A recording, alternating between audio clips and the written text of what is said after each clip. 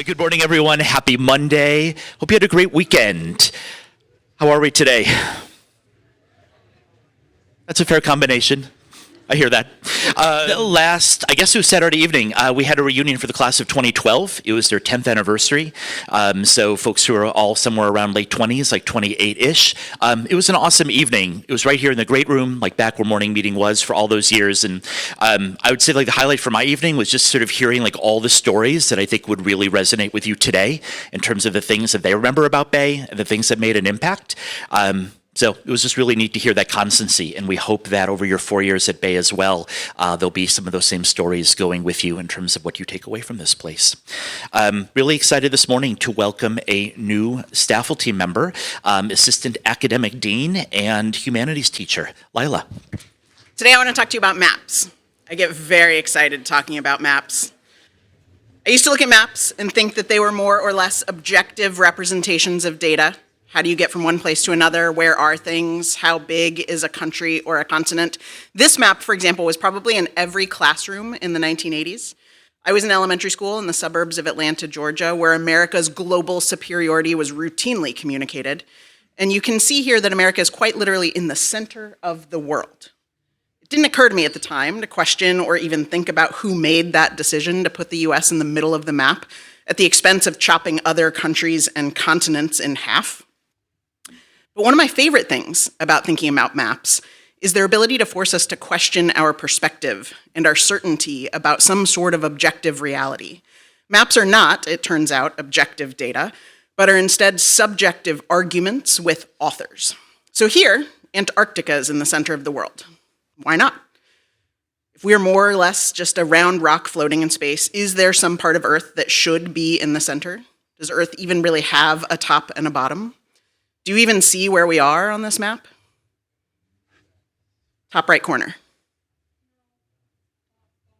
No. That's California and Alaska up at the top. Here's the rest of the United States right there. Why is this not the map we're more used to seeing? Or this one, centered around New Zealand, which sadly is left off of a lot of world maps. Maps also tell us stories, like this one about where people live. The world is really, really big, and the idea that more people live inside that circle than outside that circle forces me to question my perspective about all kinds of international politics. Or looking closer to home and thinking about population distribution in the United States, here are all the states with fewer people in them than Los Angeles. Which is alarming when you start to think about like how the Senate works. Or here's another way to look at that data. Half of all the people in the United States live in those dark purple counties. Here's the world mapped by favorite sport. Note that green is listed as football, and that is the football where you kick a ball with your foot, not American football, which is represented by the dark blue. Or maps can show us how the world would look if land were proportional to the population of the people living there. So the bigger areas got bigger because they have more people. Or you can do the same thing with the population of sheep, which is perhaps less important, but no less interesting. And I'd like you to note that only Australia is the right shape. So only Australia got the proportion of land and sheep correct, while the rest of the world did not. Or maybe it's important to dive into the data of the proportion of heavy metal bands to population in a country. There's something clearly interesting happening in Scandinavia with their production of heavy metal bands. I want to talk a little bit about this idea of maps being subjective stories with authors who are making decisions about how we literally see the world. So imagine you have this beach ball globe, and your task is to cut it up and lay it flat like a map. You can probably already imagine that it won't work well. You'll have to squish down some edges and stretch out some other edges, and that makes you the author, making decisions about what's called a map projection. This is the most common and famous traditional Mercator projection. It was originally designed in 1569 in the times of ships being the primary mode of exploration, and the map was mainly for navigation. So the accuracy of the shape of countries and the shape of borders was more important than getting the size of countries right. Take note of how huge Greenland and Antarctica and Russia are.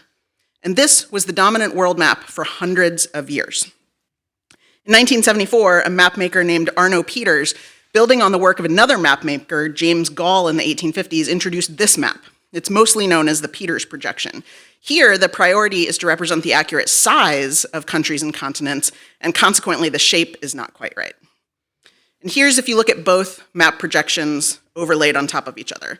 The Mercator projection, that dominant projection for hundreds of years, is light blue, and the Peters projection is dark blue. Look at the difference in Greenland. We've all spent so much time looking at that traditional Mercator projection, thinking that Greenland is actually this enormous country, roughly the same size as Africa in the Mercator projection, but in reality, Africa is 14 times larger than Greenland. And in fact, Africa is so huge that these are all the countries that you can fit inside of Africa. The United States, China, Japan, India, the United Kingdom, Spain, France, Belgium, Germany, Switzerland, Italy, all of Eastern Europe. So why don't African nations have the same kind of power that all of these other smaller countries have? The answer lies in the legacy of colonization. In red is every country England ever invaded at one point or another. You can know that England had a massive empire, but seeing it in this way, this story that this map tells, changes the way we think about it. In 1884, the main European colonial powers were tired of fighting each other over which parts of Africa they each wanted to control. So they met in Germany at what has become known as the Berlin Conference, and they carved up Africa according to their will.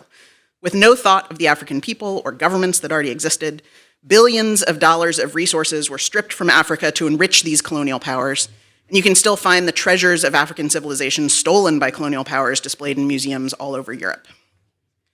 One of the most astonishing connections between maps and power in history is that of the partition of India and Pakistan. England, who had colonized India from 1858 to 1947, sent this guy, Sir Cyril Radcliffe, to create the partition map that would determine the borders of India and Pakistan.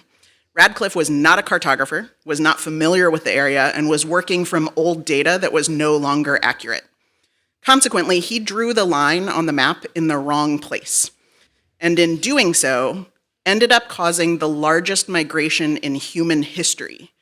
10 million people had to move to be living in the correct country, and in the resulting violence, 1 million people died because one guy with the sense of colonial superiority drew the map line in the wrong place. And if you have recently watched Miss Marvel and heard the line they often repeat in that show, that everyone has a partition story, this is what they're talking about. Maps also help us understand current controversies around the legacy of colonization much closer to home. Here you can see the 2014 original proposed route of the Dakota Access Pipeline as the dashed line. But regulators decided it was too close to the drinking water supply for the predominantly white city of Bismarck, North Dakota. And instead, they moved the pipeline route to the solid line, which violated a number of federal treaties with the Sioux tribe and crossed through both tribal lands and Lake Oahe, which is the drinking water source for the Cheyenne River Sioux tribe and the Standing Rock River Sioux tribe. 2016, protests started at Standing Rock. At some points, there were thousands of protesters who joined the native water protectors.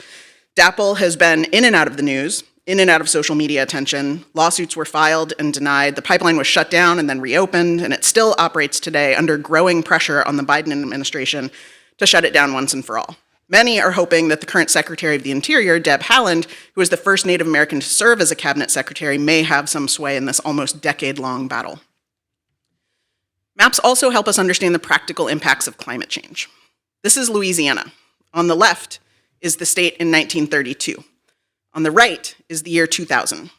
According to the United States Geological Survey, the state lost just under 1,900 square miles of land in this time period.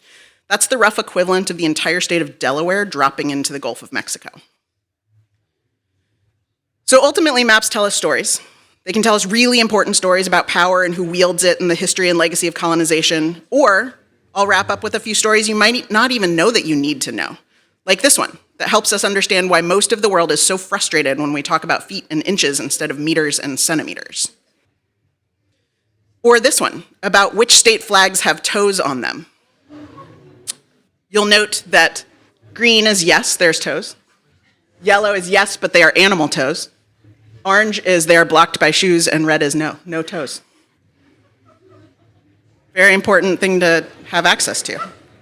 Or you might need to know about the legality of owning a kangaroo in various states in the United States. There's only 3 states that you can do so without a permit. Seems like useful information to hold on to. And finally, maybe we should just think about the world as a cat playing with Australia.